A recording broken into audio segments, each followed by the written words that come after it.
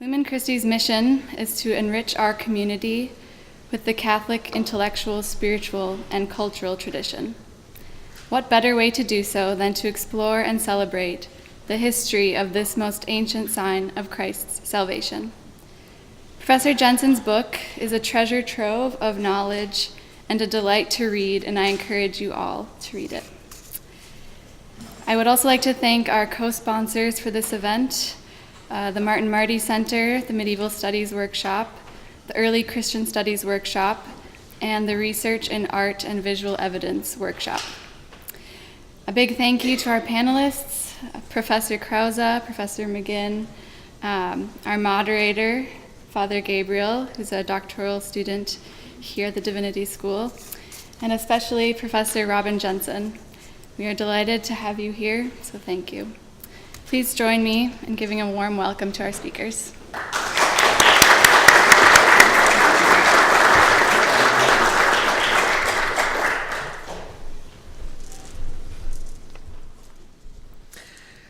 Gregory the Great famously wrote that what writing presents to readers, a picture presents to the unlearned who view it, since in the image, even the ignorant see what they ought to follow.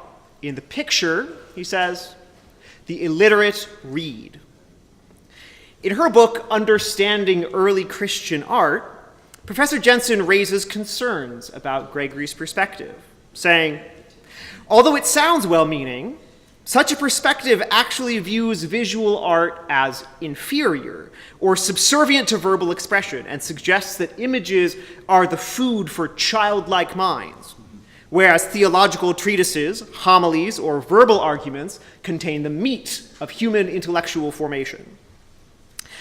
Not content to point out problems in the thought of one of the four great Western doctors of the Church, she also draws attention to how structural weaknesses in the modern academy can exacerbate the tendency to see art as one thing and theology as another. She says, the distinct methods and objective goals of text historians and art historians have sometimes undermined efforts that are necessarily interdisciplinary. Professor Jensen then proposed a basic methodology to try to take, she says, quote, into consideration what we can, looking simultaneously at these two modes of communication of meaning, texts and images. Rather than seeing images as mere illustrations or digests of theological texts, Professor Jensen has labored for the last 2 decades to allow Christian art to speak in its own properly theological voice, a voice which, in point of fact, sometimes harmonizes with textual witnesses and sometimes pursues melodies of its own, but a voice that nonetheless needs to be heard in its own right. The cross, history, art, and controversy, is manifestly a sufficient argument for the merit of Professor Jensen's methodological principle. Covering the broad sweep of Christian practices of representing the cross in 221 lucid and readable pages, she allows Christian and material and especially visual culture to make its own contributions to our understanding of how Christians have lived with, adored, domesticated, and feared what was a stumbling block to Jews and folly to Gentiles. In one of my favorite passages in the book, it's towards the beginning, so if you're just skimming through, you don't have to go very far. Robin Jensen reproduces an illustration from a late 13th century biblical manuscript. In an illustrated capital that begins the letter to the Philippians, St. Paul is depicted holding a codex from which the cross of Christ rises. The image itself captures Professor Jensen's methodology. The Christian witness gives rise to the image of a written work and the image of a work of art at the same time. Both words and objects are images, texts that give rise to each other and inform each other. And what arises when we allow both kinds of texts to speak together? I can only allow Professor Jensen's book and our discussion today to speak for themselves. So if you will allow me a moment to introduce our panelists. Professor Jensen currently serves as Patrick O'Brien Professor of Theology at the University of Notre Dame. Her work uses art history, theology, early Christian studies, and archaeology, among many other fields, to investigate the theory and practice of realities so familiar to contemporary observers that we can run the risk of overlooking them. Baptism, sacred space, images of the divine, and of course, the cross. In addition to countless book chapters, articles, both scholarly and popular, and edited volumes, her major books include Understanding Early Christian Art in 2000, Living Water, The Art and Architecture of Ancient Christian Baptism in 2001, and The Cross, History, Art, and Controversy in 2017. She is currently working on Idols and Icons, Material Mediation in Christian Late Antiquity, anticipated sometime this year, unless it isn't anymore. Maybe it is, which investigates the development of Christian material culture in the 3rd and 4th centuries. Speaking next will be Professor Karin Krause, who is currently Assistant Professor of Byzantine Theology and Visual Culture at the Divinity School here at the University of Chicago. She specializes in religion and visual culture in Byzantium and in the Mediterranean area. Her first book, The Illustrated Homilies of St. John Chrysostom in Byzantium from 2004, won an award from the German Southeast Europe Association. She has published on a wide array of topics, including Byzantine manuscripts, the veneration of relics, the reception of Byzantine art and culture in the Latin West, the interrelation of texts and images, and the theory of the Byzantine icon. She's currently completing a second monograph with the working title Images of Inspiration, Notions of Authenticity in Byzantine Art and Thought, investigating how ideas about the divine origin of texts and artifacts are employed in Byzantium to substantiate claims of religious and political authority. And Professor Bernard McGinn is Naomi Shenstone Donnelly Professor Emeritus of Historical Theology and of the History of Christianity in the Divinity School here at the university. His decades of careful scholarship have made him one of the foremost living historians of medieval Christianity, and the 7 published volumes of his work on Western Christian mysticism, counting now each of the 2 volumes of Volume 6 separately, which is kind of cheating, which is entitled The Presence of God, are widely acknowledged as foundational for the study of the topic. In addition to his extensive work on mysticism, even outside the Presence of God series, he has published on topics as diverse as Isaac of Stella's theological anthropology, apocalypticism, the Antichrist, and naturally dear to the heart of any Dominican, a 2014 volume entitled Thomas Aquinas' Summa Theologiae, a biography. And without any further ado, Robin Jensen. In the short time that I have, I thought it might be interesting for me to reflect on how this project came about and why it turned out the way it did. First, I didn't actually propose this book to Harvard University Press. They suggested it to me as a quasi-companion volume to Stephen Fine's fine monograph on the menorah. In case I forget to say, it's kind of interesting, they brought out his book on the first day of Hanukkah and mine on Good Friday. So they had some kind of marketing idea in mind. And I have to admit that at first I declined. And I only agreed after they asked me to reconsider. My initial resistance was one you can probably guess. The cross is a hugely complicated subject, and trying to cover the topic of the cross and the crucifix, I insisted, although they didn't actually think of that initially, from the 1st century to the present was more than a little bit daunting. I am not an expert on all, or even most of the chronological periods, themes, or material artifacts this range of time would need to cover. I realized that I would need to rely upon the works of fine scholars outside my specialization and do a fair bit of my own research. That learning curve was challenging, and I will admit that in the end, it was an amazing process. I learned a lot. And I sometimes always use the example of my poor husband, who had to hear at every dinner table what I discovered today. Dinner table conversation. Initially, the press expected me to discuss the cross in other world religions, and I wasn't actually sure what they wanted or what they meant by that. So I convinced them to let me keep things pretty much focused on Christian crosses albeit with some discussion of Islam and Judaism, which I did think it was necessary to include. Some people assumed I would simply be making a catalog of different types of crosses, Maltese crosses, Celtic crosses, Jerusalem crosses, etc. And I must say that this book's publication prompted a lot of emails from people asking me to identify one or another cross or crucifix they happened to inherit, find in their attics, or buy online. My original plan was to tell, I think this is why they asked me to do it finally, to tell a series of discrete stories that in the aggregate would, I thought, add up to a kind of narrative. That didn't actually work out as well as I thought it would, as I realized that it would leave too much out of the story. So instead, I settled on a roughly thematic and chronological approach, trying to incorporate the vast range of ways the cross and crucifix appear in visual art, material artifacts, theological discourse, devotional treatises, prayers, hymns, purely mental concepts and ritual practices, and even warfare from the 1st to the 21st century. I wanted to get as many of these into my strictly limited 100,000 words, sacrifice some of my favorites to arrive at no more than my contracted 65 illustrations, and still keep it relatively coherent.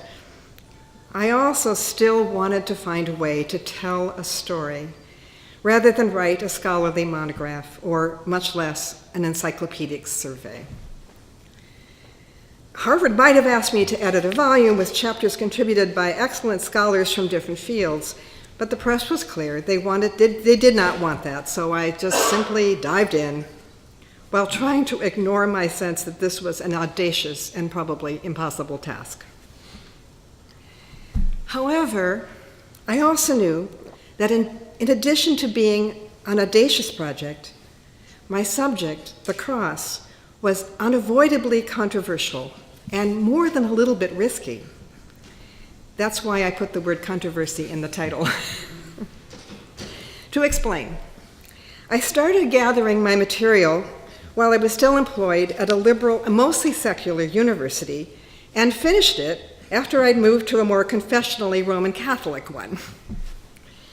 I kept these very different sets of colleagues and a wide variety of readers in mind as I outlined my topic, acutely conscious of those who were likely to be disapproving, offended, or even hostile to my subject or my way of treating it. The cross, as you surely know, is something that a lot of folks have strong feelings about, and some of those feelings run the gamut from devotion to dislike to disdain. Along with the polite observations regarding things I had overlooked, helpful and sometimes embarrassing corrections, and assorted other suggestions for improvement if I were to manage a revised volume, I anticipated hostile responses. But strangely and thankfully, the angry or disagreeable comments have been rare. I have, however, kept a folder of items or images I should have included, or issues I might have addressed, suggested by people who were nice enough to share them with me or alert me to my oversights. These tell me that the commentators actually read the book and cared enough to respond in a letter or email or review or a formal setting like this one. And I find that amazing and incredibly gratifying, often humbling and occasionally distressing. Many of the items proposed for addition or correction, and this is, I thought, the part I could really put in here, if I could do this over again, were relatively modest. For example, a kind Anglican canon wrote to me from Dorset, England, to admonish me that I should have pointed out that catechumens were signed with crosses as well as sealed at baptism. A Coptic Orthodox Christian emailed me, quote, "I have also noted that you haven't included the story of the cross in Ethiopia, where it has its own national holiday, has been tattooed for centuries on foreheads of girls, and was first carved on gold coins in 330 AD during the Aksumite kingdom. where cross-making is a valued art. I thought this was a missed opportunity, end quote. He's right. Someone wished I had said more about those cross tattoos, but not the ones in Ethiopia. One reviewer commented, quote, "The cursory treatment given to crucifixes and images of the crucifixion from the Renaissance and Baroque periods, which constitute the imagery most associated with Catholicism in the modern popular imagination, is regrettable in this otherwise valuable work," end quote. Another reviewer thought I spent too much time in the early church. I suspect I did that because it's become my natural habitat. Still another thought that the final chapter was a waste of space and wished I had been more attuned to the Eastern traditions. I realize that what this tells me, actually, is the topic is still filled with unmined riches, and that I wish I could write a second volume, or perhaps a longer revised edition. Maybe that's possible. Now, some of the questions, I just thought this might be kind of entertaining. Some of the questions I'm often asked. Why do Protestants have empty crosses? And why don't Catholics take Jesus off the cross? You've heard this, right? Another one. When did we start making the sign of the cross as we do now? And why did the Orthodox Christians do it backwards? Sorry. Why do some crucifixes have 3 nails while others have 4? Do crosses really repel vampires? No. I have all these wonderful emails. I do, actually. Did early Christians draw crosses in the sand as secret signs for their meeting places? This comes from movies, I think, mostly. Why do we wear crosses as jewelry? Would we wear an electric chair or a gallows? Maybe some of you are old enough to remember Lenny Bruce's joke about that, but anyway. Why should Christians focus on Jesus' death? This is a little more serious, rather than on his life or teaching. Is that not a perverse glorification of suffering and victimhood, a validation of violence? And wouldn't some other Christian symbol be much better? A fish or an anchor? Finally, are the relics of the true cross real? Could we test them for the DNA of Jesus? Now, there are some important questions, I will admit, that still trouble me. First, what does it mean that verbal descriptions of the cross, gestured signs of the cross, and even references to cross-shaped objects like ship's masts, as evoking that cross, evidently appear in written text long before it was a graphic form, reproduced in visual images? And this is maybe my first. So this actually is what I'm arguing, and this somewhat, there are people who disagree with me, is the first time we see something that is indisputably a cross of Jesus, held by Jesus, but here as a scepter rather than as an object of his execution or his crucifixion. And it happens to be covered with gems. So this is all kind of part of my long story, but given the clear, and that is dated, as you can see, to the middle of the 4th century. Given the clear importance of the cross in the first 3 centuries in theological writings, I cannot explain why the cross did not show up much before the 4th century, and a crucifixion image did not appear in any extent in the material record before the 5th or the 6th century. And this may be the next slide. So here we have 2 of the very earliest examples, and they're divided, they're separated by a century or more than a century. Is there an important difference between then verbal and visual images, between words and actual physical objects, between the things we say and the things we see? How does this affect the study of the cross then in poetry or hymnody, in contrast to depictions of crosses or crucifixes in paint, marble, mosaic, precious metals, textiles, and ivory. And I have some more slides just to kind of give you some examples. There we go. I think that may be all. My second question that still lingers.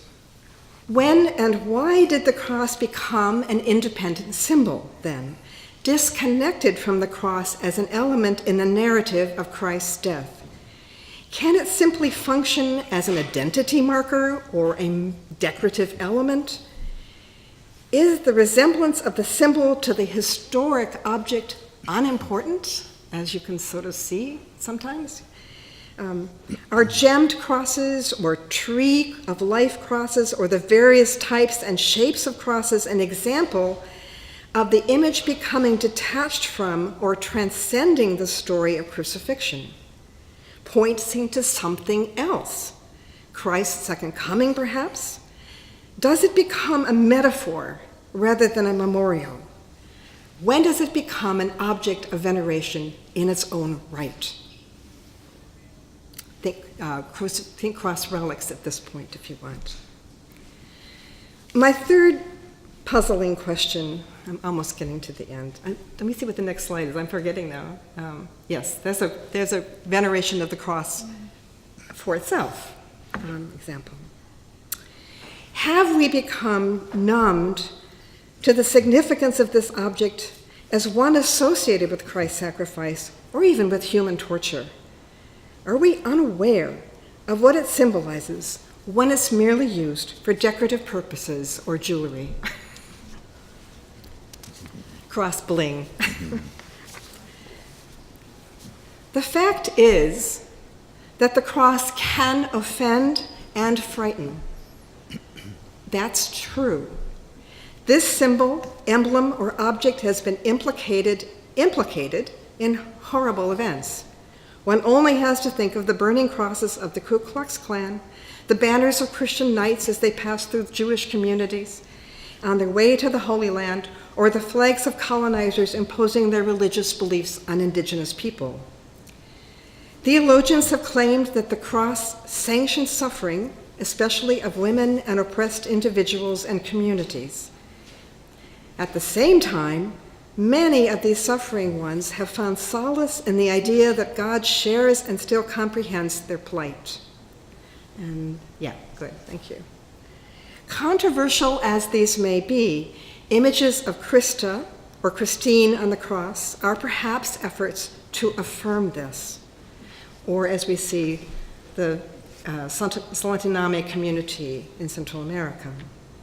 In this, we are reminded that God's very bodily incarnation includes the physical and emotional vulnerability of all creatures. Finally, the cross has demonstrable power. Just as the cross can offend and maybe harm, it can be offended and harmed. Hacked down and dragged through city streets to be dumped into a privy, or having beer dumped over it by German Lutherans who inquire if Jesus still thirsts.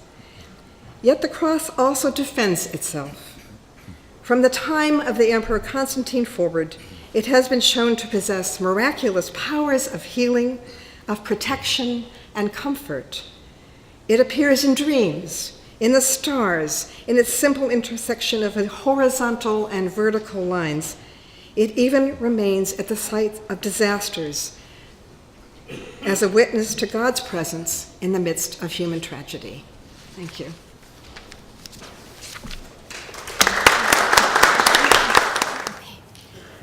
It's good to be here, and I wish to thank especially Lauren Beversluis for organizing this event and for including me in it. Arguably, the single most important artifact and symbol of Christianity, the cross of Christ has, over the past 2,000 years, frequently attracted the attention of writers and artists. Modern scholarship has produced a large number of specialized studies to illuminate from various angles the cross's history, its meanings, and the modes of its religious veneration. Robin Jensen's recent book is unique in that it offers a broad yet erudite overview of the multifaceted reception of the cross in art and literature from antiquity to the 21st century. Reading this fine study has been a joy, and I have noted many points that I want to investigate in the future. The study reveals its author's wealth of knowledge of the primary sources and her deep familiarity with the scholarship on this vast subject. Because her writing is so clear, the book will be valued by scholars and students alike, and no doubt also by readers beyond academia as a treasure trove of information. The greatest merit of this book, in my view, lies in the fact that Jensen illuminates her subject through texts and visual artifacts alike. Indeed, her analysis of visual testimonies makes up a substantial portion of her book. Throughout its 9 chapters, the author productively harnesses material objects and images as indispensable testimonies to the history of the cross, as well as the narratives and devotion centered on it.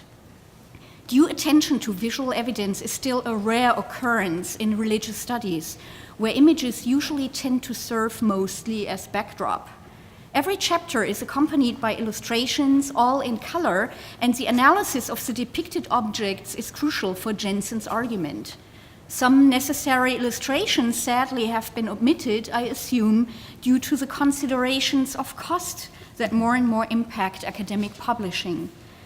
Jensen starts out by discussing the earliest textual testimonies, biblical and others, concerning Jesus' excruciating death on the cross. This was initially perceived as a troubling degradation by many of his followers, Jews and Gentiles, with some actually denying the reality of the crucifixion. What needed explanation was the fact that the Son of God and Messiah had been subjected to one of the most scandalous and brutal forms of capital punishment practiced in the Roman Empire. Jensen's study elucidates how the cross was gradually reimagined by Christians to signify both sacrifice and triumph. She traces how, during the early Christian centuries, the cross became a powerful, universal symbol of redemption and victory that invited devotion and public rituals. In texts and images, the cross features as a protective talisman and a sign of cosmic significance to announce Christ's second coming at the end of time. Early Christian writers juxtapose the cross as tree of life with the tree of death associated with the downfall of the first sinners in paradise. As Jensen aptly phrases it, the cross is a material link between original creation and eventual salvation. It is this quality of the cross that had a profound impact on the visual arts as well. Surprisingly, the cross in visual form appears rather late and is rarely encountered before the reign of Constantine the Great in the 4th century. Decisive for the cross's regular appearance in Christian iconography was its association with Constantine's miraculous vision of the cross before his victorious battle against Maxentius. Equally important was the tradition of the rediscovery of what was believed to be the original cross in Jerusalem by Constantine's mother, Helena.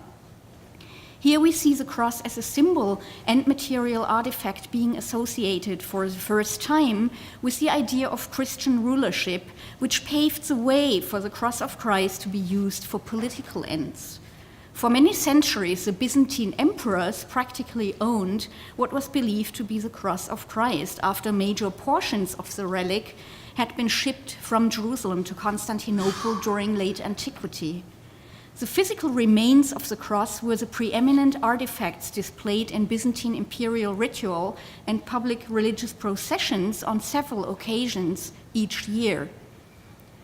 Aside from the relatively late appearance of visual representations of the cross, it is striking that artists avoided for many centuries depicting Christ's suffering and death.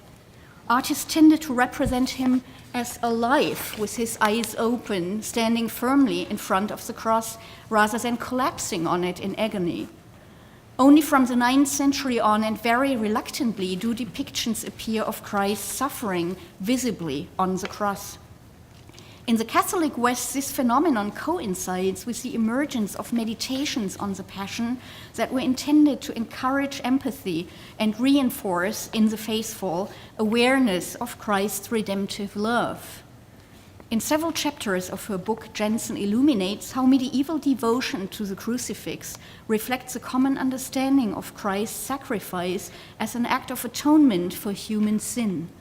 Especially on Good Friday, devotees watched and reenacted the stations of his Passion in liturgical drama in which material crosses featured prominently.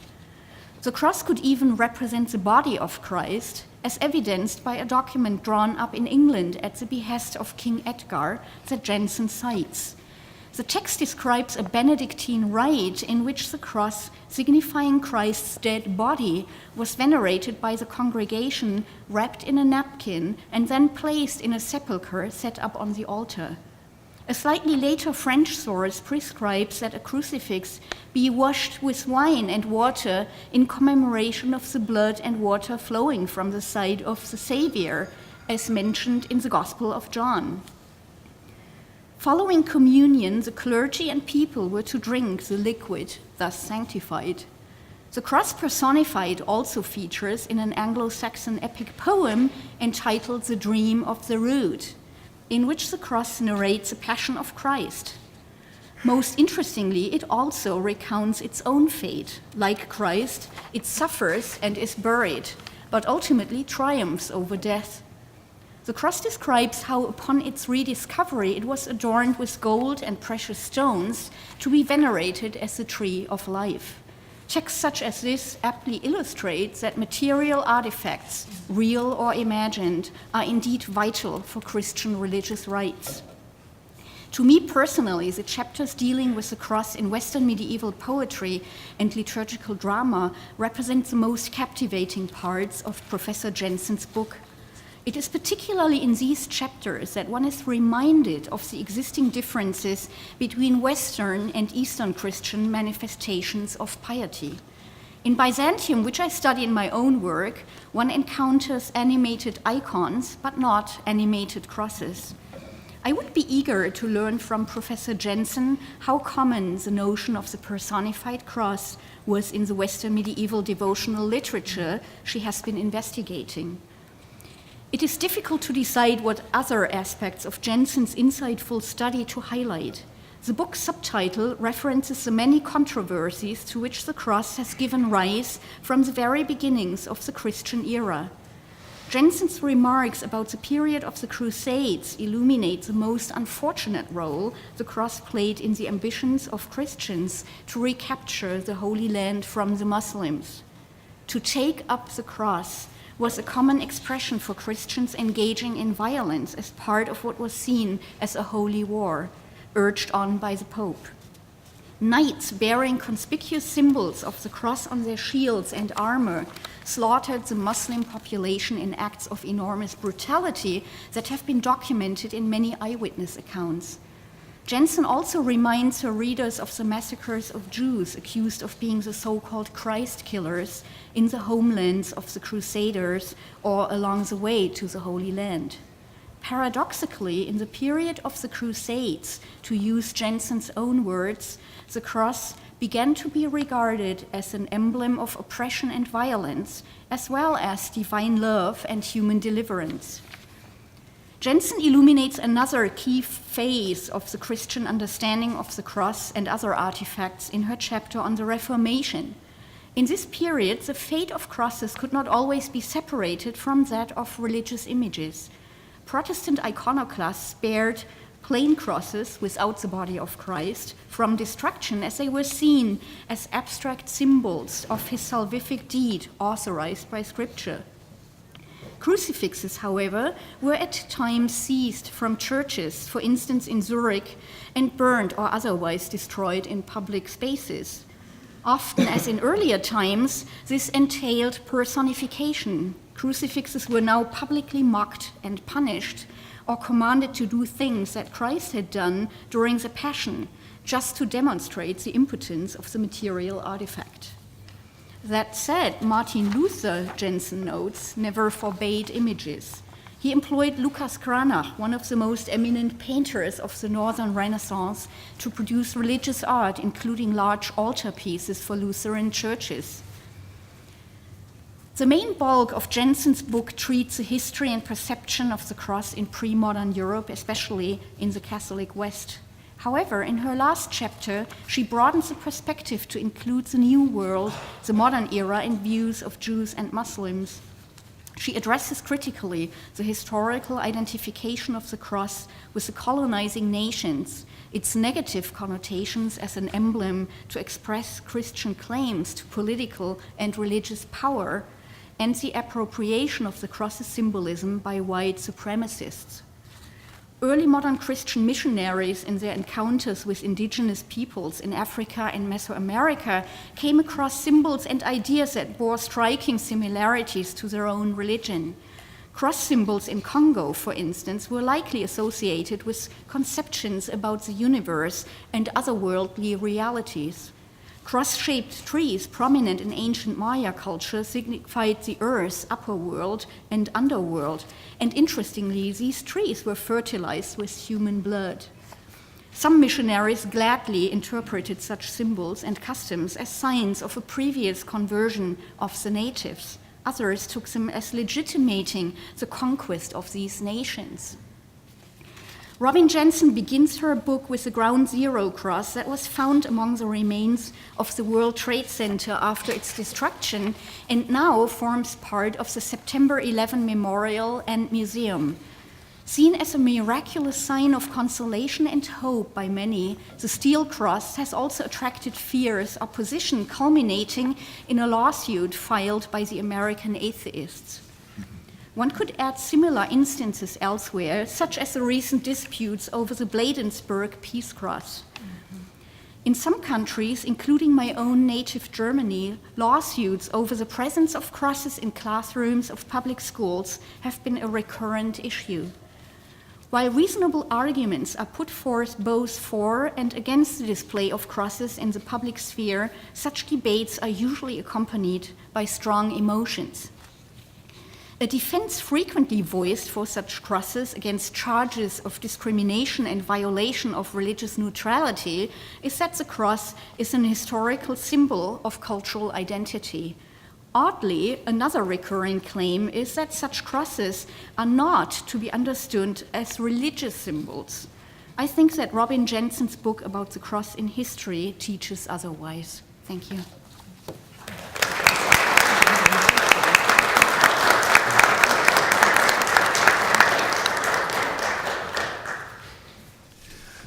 I want to thank Lumen, Christi, and all the other sponsors for organizing this wonderful event, and especially for bringing my old friend Robin here to the confines of Swift Hall. Ave crux spezunica, as the poet sang. Robin Jensen's The Cross sets out in clear and engaging language, and with a wealth of pictures and historical detail, why for nearly 2 millennia Christians have celebrated the cross in word and image as the hope of our salvation. Robin's brave book is a delight to read and to look at. For me, reading it through was to encounter many old friends and to make some new ones. Of course, to try to cover almost 2,000 years of images, as well as key texts in prose and poetry, is not only a bold venture, but also one that can invite possible disappointment as the reader looks in vain for a favorite object, picture, or text. I'm not going to try to give you a list of the objects that I would like to have seen in the book, but I do have a more large-scale comment about the period that Robin discusses in Chapter 7. That's the chapter on Crux Patiens, Medieval Devotion to the Dying Christ. First, however, I'd like to make a general reflection about the history of the cross that struck me as I was reading the book. Robin never quite makes this argument explicitly, but I think it's implied in the course of her presentation and in many of the insightful analyses she provides. My general reflection concerns what could be called the universality of the cross, more specifically, the cosmic and historical universality of the cross. These two universalities can be distinguished but not separated. Many cross depictions combine elements of both. Christian belief that Jesus Christ is both ruler of the cosmos and Lord of history is rooted in the Bible, and gradually became more and more explicit in the developing faith of the Church. The Paschal mystery is the foundation for Christ's universal cosmic and historical role, beginning with Jesus' death on the cross, stretching on to his resurrection from the dead, his ascension, and his establishment at the right hand of the Father. Each of these events could be, and was indeed, pictured. But the cross served as a kind of metonymy or stand-in for Christ in all these roles, and thus came to share in his universal functions. I think this stand-in aspect is particularly evident in the crux gemata figures, the jeweled crosses. Robin discusses these at length in chapter 5. But it seems that these universal roles began to be assigned to the cross as early as the 2nd century. Let me take the cross's cosmic function first. Robin refers to the text from Justin Martyr's first apology about the cosmic universality of the cross, this first apology 55. According to Justin, the cross had been foreordained as a sign of Christ's power and rule because the cross is a universal symbol, seen everywhere, even in the human form. Nothing can exist without the form of the cross. Even more daringly, the passage in First Apology 59 to 60, here Justin is discussing Plato's Timaeus, difficult passage, Timaeus 34 through 37, where the demiurge fashions the world soul from 3 kinds of existence, and then the material of the soul is cut into 2 strips, which are placed crosswise, the Greek letter chi, bent round and made into the 2 rings, the circle of the same and the circle of the different. This is what Justin says about it. Says Plato, philosophizing about the Son of God, says he expressed him upon the universe in the figure of a letter chi, misunderstanding Moses' prophecy about the universal function of the next power to the supreme God, or logos, figured in the shape of the cross upon the universe.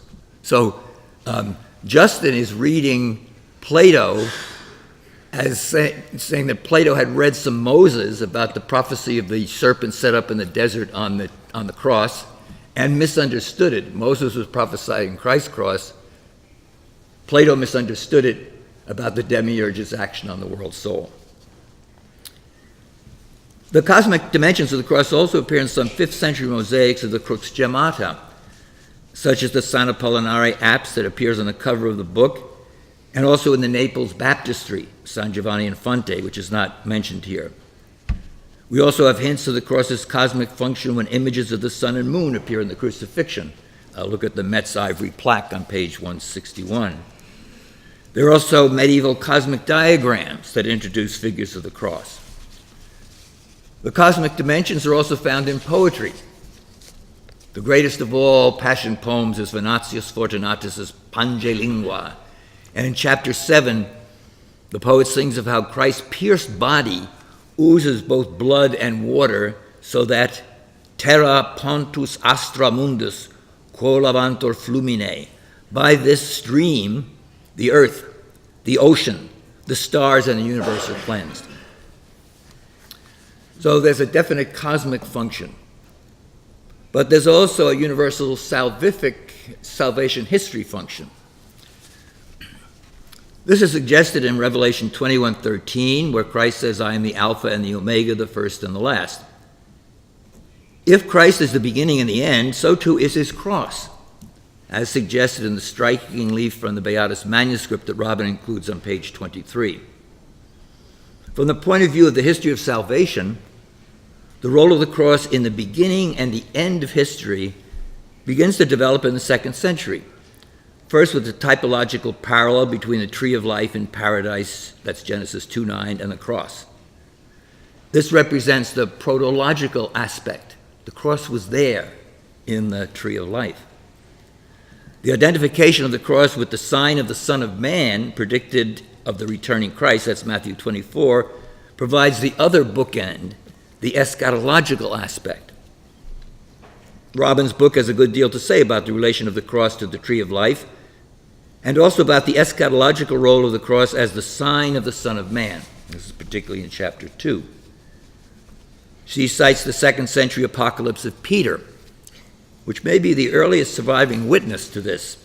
The Apocalypse says in its first chapter, Christ is speaking, "So I will come upon the clouds of heaven with a great host in my majesty, with my cross going before my face." There are many pictorial presentations of the relationship between the crucifixion and the second coming.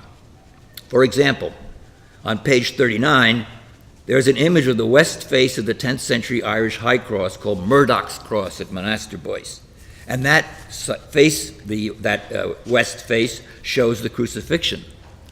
But on the other side, the east face, looking to the future, in the center has Christ coming in judgment, and then related scenes like the weighing of souls by St. Michael.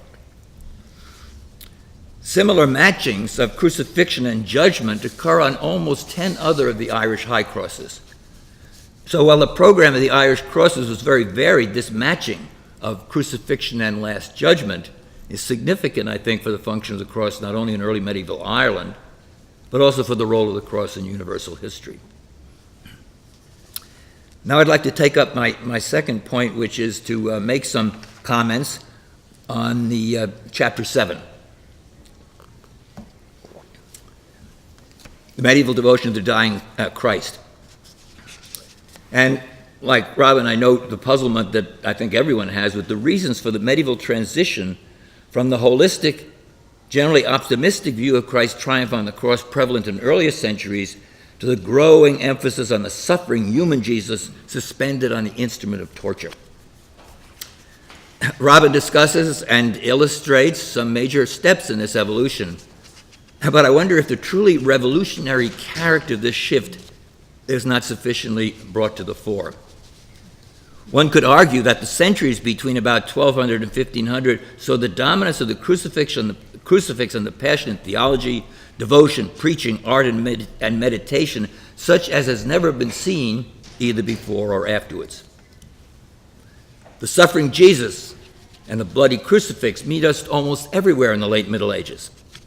At times, the Passion snuffs out almost everything else in the drama of salvation. In illustration, the late 15th century Italian Franciscan mystic Camilla Battista da Varano. Camilla was obsessed with Christ's passion, especially his mental sufferings, on which she wrote a popular treatise. In her major work, The Spiritual Life, chapter 17, she makes the following revealing statement. She says, "In my soul, I have not wished to acknowledge Easter or Christmas any longer, or any other feast of the church.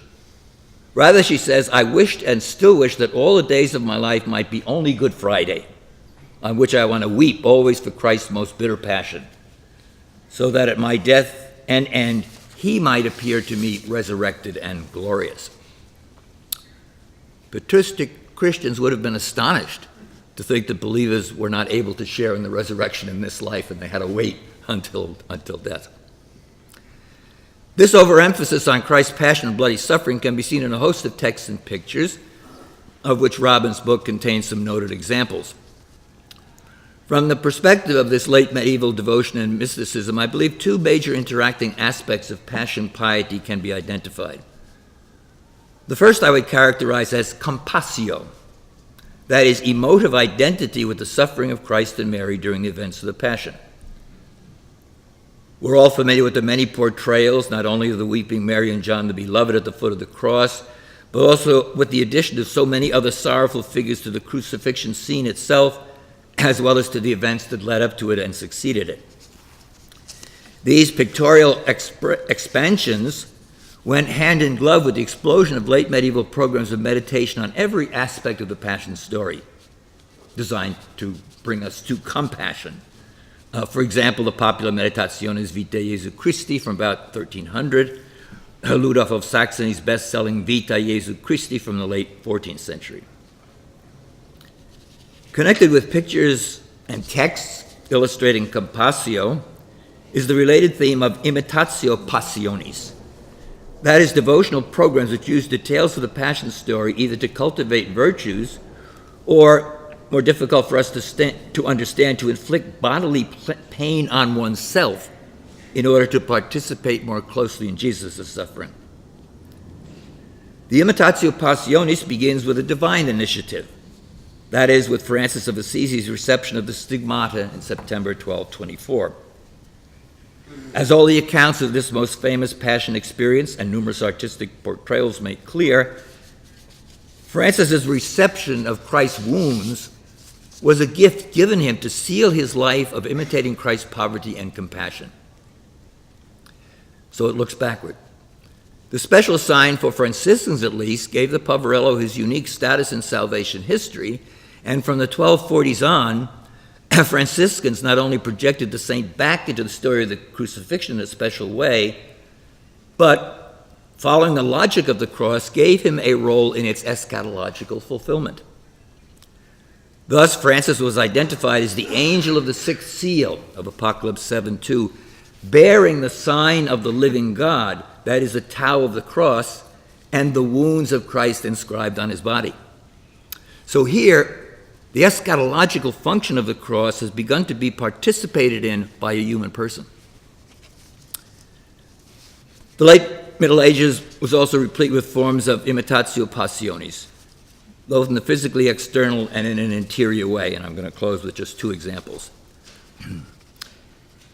The first is what I call a literal and external imitatio passionis. Francis of Assisi imitated the practices of Christ's life and therefore was worthy to receive the marks of the Passion.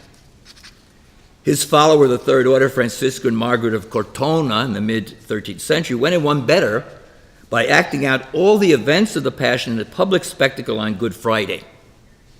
This is recounted in the Vita written by her friend Fra Giunta di Bevignati. On Holy Thursday Eve, Christ appeared to Margaret, told her that she would share in the pains that Mary felt at the foot of the cross.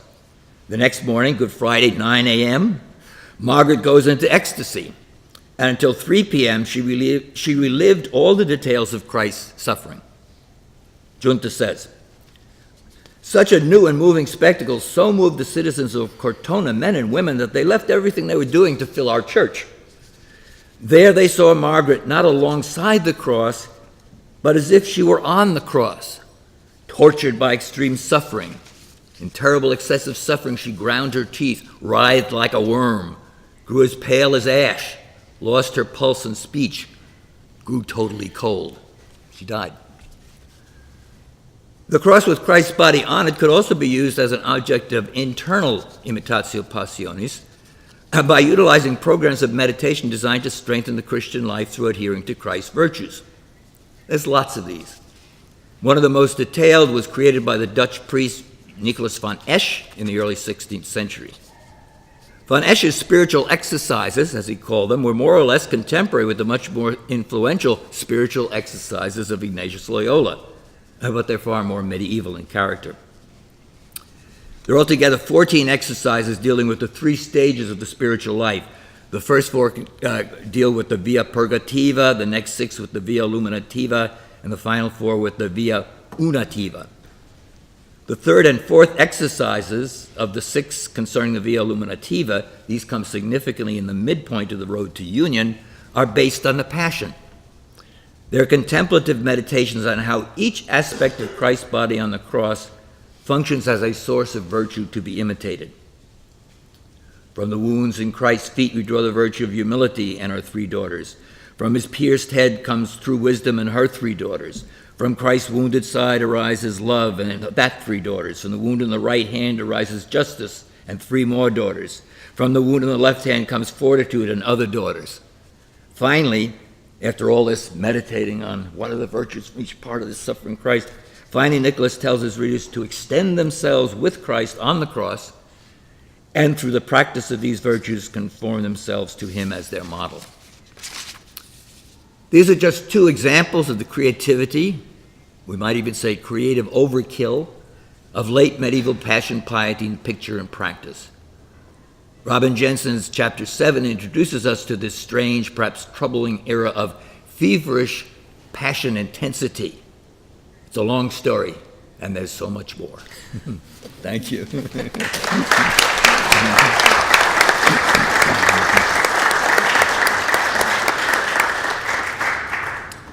So why don't we first give Professor Jensen a moment if she'd like to respond to any of these before we open up more general questions. My biggest response is let's all write another book. I would love to have the space to, this, without realizing it when I got into this project, I just realized what an incredible, rich topic it is. And you're helping me, both of you, to think about how this comes together and what much more could be there. And I guess I will say that you're nice to start the book with the Notre Dame motto, "The cross is our only hope," which is the first picture in the book. And I'm hoping that my bosses at the university knew that. I did that on purpose. So it's the painting from the Mary Chapel in the Basilica on campus. I think I can add a lot. I think maybe we should have the audience jump in.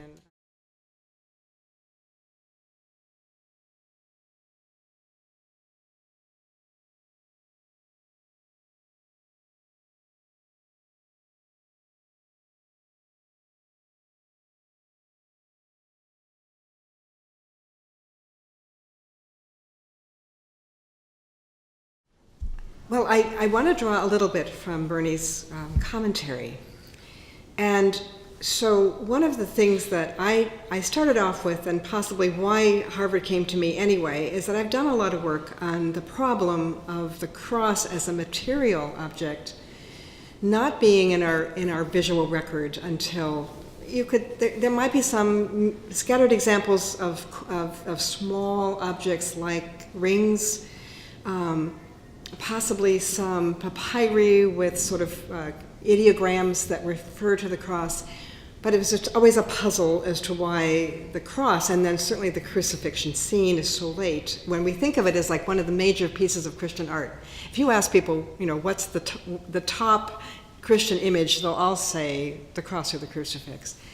So that's always a surprise to people. Now, in the midst of that, in working on this, I realized that the cross is already in the visual record, and this kind of comes to your point, I think, Karin, that we have instances where Minucius Felix is having to defend the fact that Christians don't worship crosses, and this is at the beginning of the 3rd century. So there must have been something, or Paul, and I think it's in 1 Corinthians, I'm hoping I remember, or maybe it's in Galatians, says, we look upon the cross. Now, is that in the imagination, or is it actually someplace in the space? But there is that the defensiveness that Christians are feeling clearly about how they explain this event, this historical salvific event, and how other people read it and see it as foolish or ridiculous. And so some of that superstition comes through right from the beginning. And then we have instances where the cross itself. So one of the most interesting parts of the book for me was the story, and I'm not sure I'm getting to your question, Father Gabriel, but I'll keep trying, is the whole relics of the cross. Okay, so that we know that from the middle of the 4th century, whoever discovered it, since we don't know it was Helena yet until the end of the 4th century, that tradition is late, at least in our textual sources, that they were already being distributed, and that they were powerful, and that people were saying that the smallest little piece of this will have as much power as the whole object. And it starts to sort of take on its own life, and it can be seen and used then in ways that would strike a lot of people as being superstitious. My current project is on relics, and so I'm really interested, and this has kind of spawned the next project probably, but to think about the ways that relic has everything to do with the fact that the cross was the instrument of Christ's death, but it transcends that right away, almost immediately. And so takes on its own life, it takes on its own power, and it's got to be troubling. And we see that through the iconoclastic controversy in the East, and we see it in the Protestant Reformation in the Western European countries, as people wanted to tear it down and remove it. And why? Well, there are myriads of reasons. I can't even get into it. I'm hoping I'm kind of rumbling around with your question, but it is really incredibly interesting.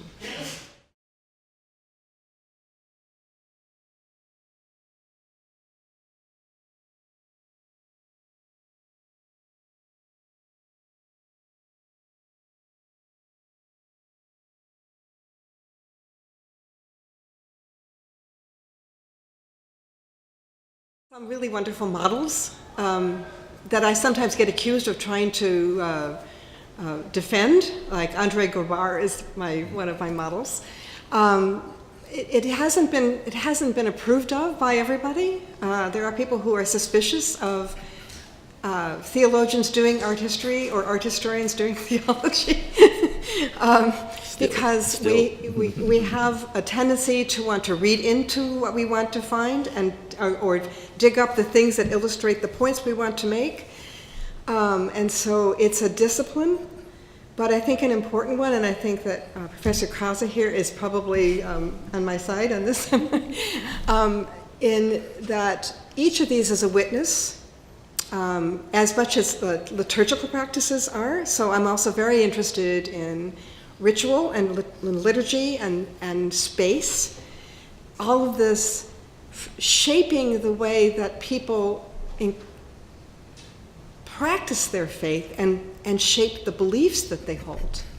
And it's not just in written texts. It's in all kinds of things. And so I guess I sort of probably share with Professor Krause a kind of, and we were talking earlier, a kind of an evangelical commitment to helping my colleagues look at more than just books and printed texts. And I think it's kind of working, but it's not it's very, very difficult to do interdisciplinary work, and it can be rather frightening sometimes, and you feel very vulnerable. I don't know if that answers the question, but you want to jump in then? I fully support what you just said. I was thinking when I read this book about whether or not I would call it an art history book or a book written from the perspective primarily of art history.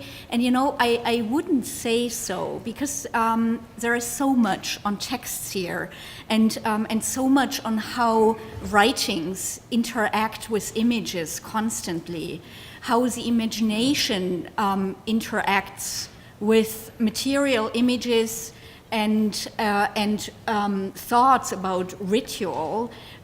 So I think this study just does it right. I mean, you couldn't possibly approach this subject without looking into images, because the cross as such is a material object. So it's a symbol and a material object. So that alone, I think, legitimizes using a lot of images in the argument. And I can just reiterate what I find so fascinating about this study, how Robin Jensen brings together the visual, the material side, and the text, and it makes a lot of sense to me. And again, I mean, I was trained as an art historian. I found your chapters about the liturgical drama among the most interesting in the book. To invent a phrase, the times they are changing. Because I think 30, 40 years ago, very few theologians or historians of theology really looked to art. Now I think there's the beginnings, at least, of a recognition that the history of Christian theology is not just text. The history of Christian theology is also image. The art historians, I think, were way ahead of the theologians. The good art historians of patristic and medieval things that I read, they knew they had to learn theology, and they did very, very well. It was the theologians who were resistant. I hope the resistance is lessening. I have to thank the Byzantinists too.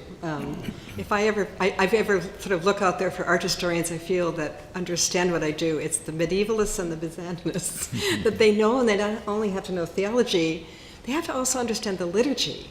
You know, it's really important.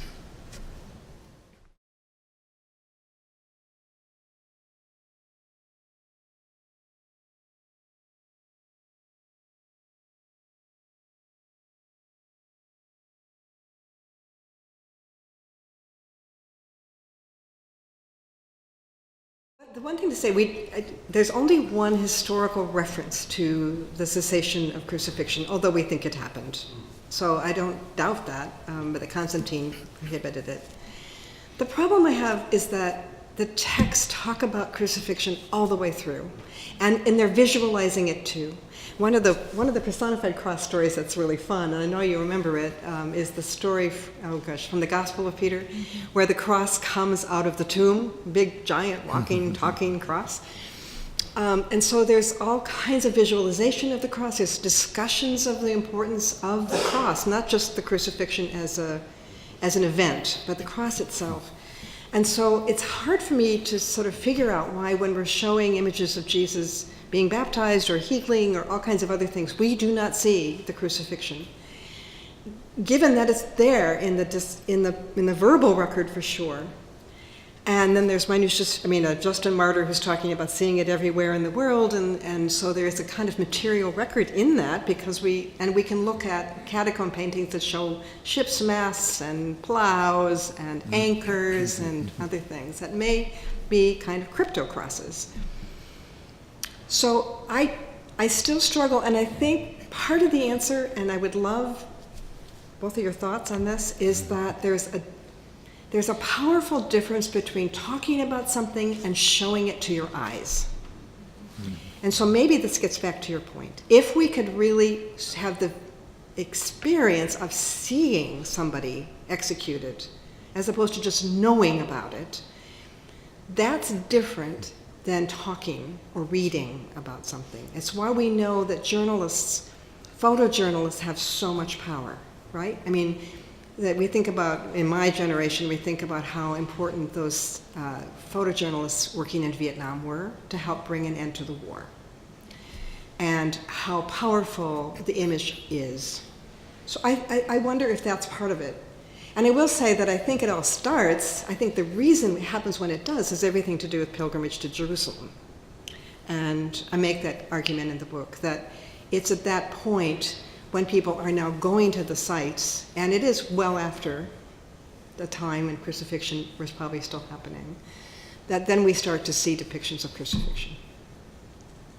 You have any thoughts on that? Yeah, I'm quite struck by the image that you also showed from the 6th century Rabula Gospels, where Christ is rather standing in front of the cross, almost in a relaxed manner, with his eyes open, not suffering, yet you also see a lot of blood in that image. So you see blood pouring forth from the side wound and also from the hands. You have to look closely, but it's there. And I think that is a good way of how an image can encompass both the idea of suffering and triumph. It's still a late image, admittedly, so we don't know how much is lost, of course, of the earliest evidence that we have. I would support your thought that seeing something can, it has greater immediacy. It can also misdirect you when you don't have an explanation. So showing only the suffering might have misdirected people in the early times when there were still disputes about is it good or not to highlight the element of suffering so much.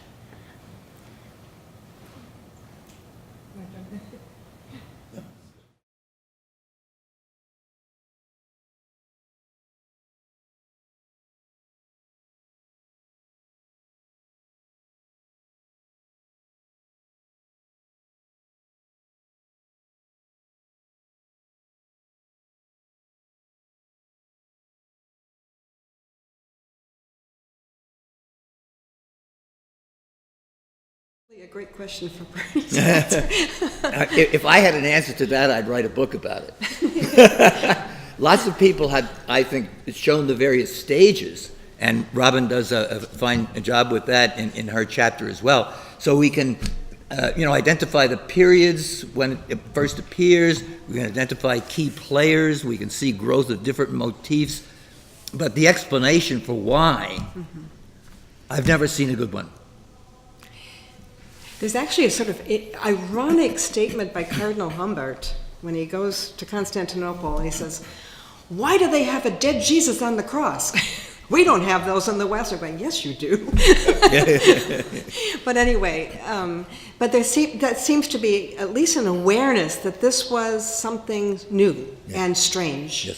And it wasn't just, and so as Professor Krause has said, you have this, first you have Jesus alive on the cross and even dressed and not in a loincloth. Yeah, there we are. And only gradually do we start to see him, as our Western crucifixes show him, and I always use my classroom crucifix to point this out to students, when you start to see the body start to sag, to the stomach to get distended, the body to do that turn, the kind of the slight S-curve, the arms go higher, the head falls on the chest, the eyes begin to close. I mean, all of this is Western. And it has everything to do with what you're talking about. It's a revolution. And it's important for people who are Western Christians to know that that's a revolution. That wasn't the first image we had.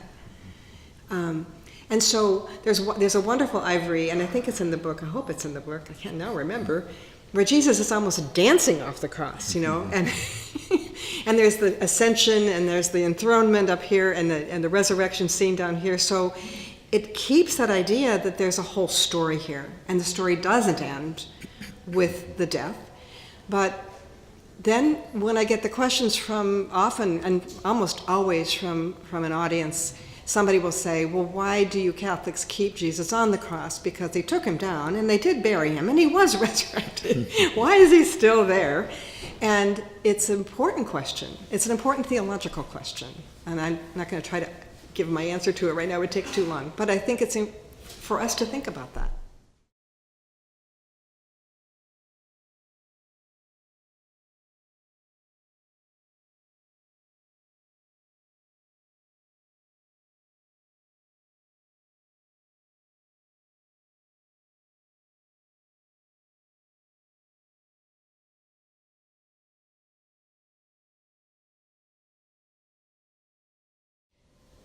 I would correct that to say, not the resurrection. That does not happen early, either. Nor is there anything that we could say so much of the baby in the manger with the shepherds, and we have the adoration of the Magi by the early 4th century. Question is that more about the Magi than it's about Jesus? But it's true that most of the early art that we have, and you've got to limit this because we have lost a lot.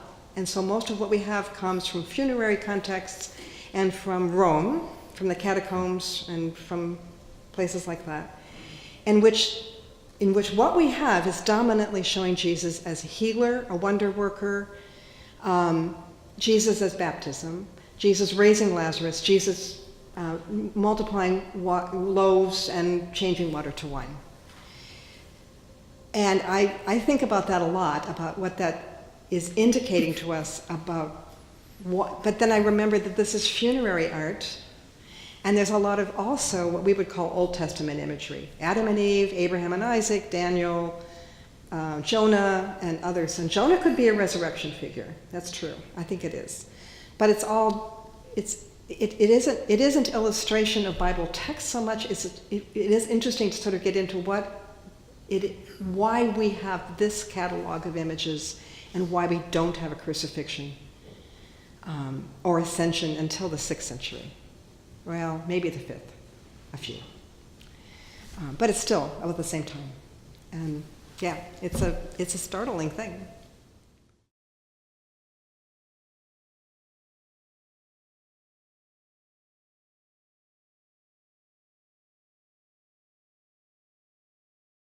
But I didn't actually talk so much about architecture here, mainly because sometimes I think we can, well, I'm never convinced completely that a Gothic church was always intended to be a crucifix. I think it was a very practical design where the transepts become bigger and bigger in order to accommodate pilgrims, and the nave becomes longer and longer, and everybody loves to say, "Oh, look, it's a cross," because you're in a helicopter and you're looking down, you know, at Notre Dame as it's burning, maybe. But I think that the idea of inhabiting the cross is a really wonderful idea, and certainly that works almost better for the centralized cruciform churches than it does, in fact, for later Latin Gothic churches. Which you might disagree with me, though. You want the same thing? Sure. No, Yeah. I don't think so. I mean, I think there are different ways of experiencing the cross in that sense. And often there's answers to practical problems. I think you're quite right about the medieval churches on pilgrimage. Yeah, and I remember reading your thoughts about the cruciform shape of the baptismal Oh, yeah. font. Oh, there's it, yeah. That is something I will defend. I mean, that we have baptismal fonts that are cruciform shaped. And that's, I think, an evocation of Romans 6. You know, the idea that you are you participate in Christ's death so that you can be resurrected like him.